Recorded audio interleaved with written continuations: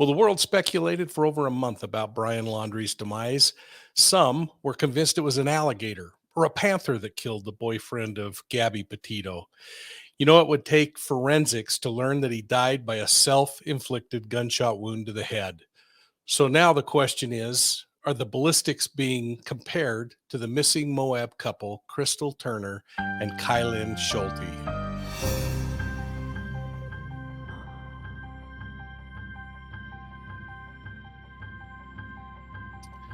Brian Laundrie's attorney confirmed an autopsy report that says Gabby Petito's former boyfriend died of a self inflicted gunshot wound.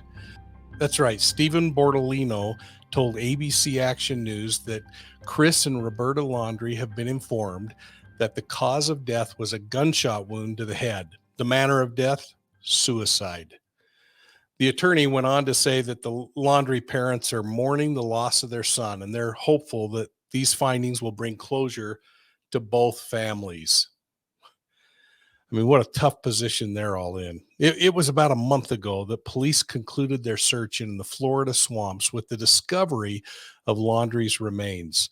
Remember, a federal arrest warrant loomed over Laundrie's head following the death of his fiancee, Gabby Petito. The charge, get this, use of unauthorized access devices. To, to the world, the charge didn't seem strong enough, and now we may never know what the arrest affidavit might have looked like. What we do know is Gabby Petito died of manual strangulation by throttling. I'm wondering if law enforcement has recovered any physical evidence to show what type of weapon was used in the suicide. If this was a suicide, there would undoubtedly be a weapon nearby, bullet casings, and the bullet itself. The challenge comes with the displacement of the skull piece that was recovered and used to identify Laundrie. Was it moved by an animal, moved by water currents, or perhaps even was it moved by a person? I mean, isn't it interesting that the law enforcement was eventually led to the exact area where it was discovered?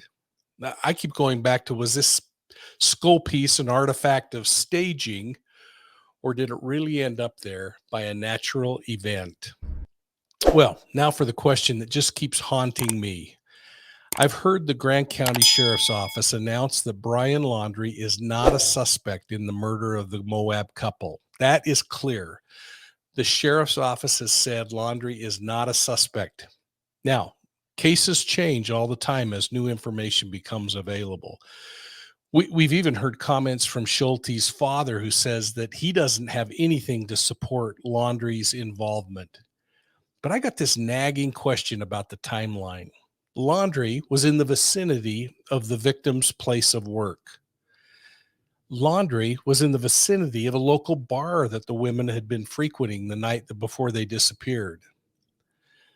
Laundrie had an evening where he was completely unaccounted for after the domestic violence call with Gabby Petito. And then, suddenly, Laundrie makes a flight back to Florida alone, only to return and then take Gabby Petito to the Grand Teton National Park, where she's days later discovered murdered. I'm confident that law enforcement won't overlook these coincidences, and if there are firearms and ballistics evidence in the murder of Crystal Turner and Karen Schulte, that law enforcement will compare it to the weapon that Laundrie used to commit suicide. So my question is pretty simple. We've got this new news. What are your thoughts? Do you think Laundrie is still a suspect in the Crystal Turner and Kylan Schulte murder in Moab, Utah? And on a similar note, do you believe that Laundrie died where his skull was recovered? I'm going to be watching for your answers down below, and thanks for weighing in.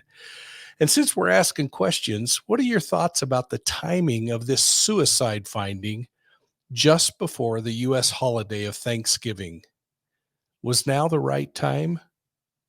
I'm going to watch for your answers. Hey, and speaking of the holidays, please consider picking up my two newest books, Deceived, an investigative memoir of the Zion Society cult, and She Knew No Fear. You can get signed hardbound copies with a special bundled price by visiting our website at profilingevil.com. I hope you'll check them out. I really think these are great books.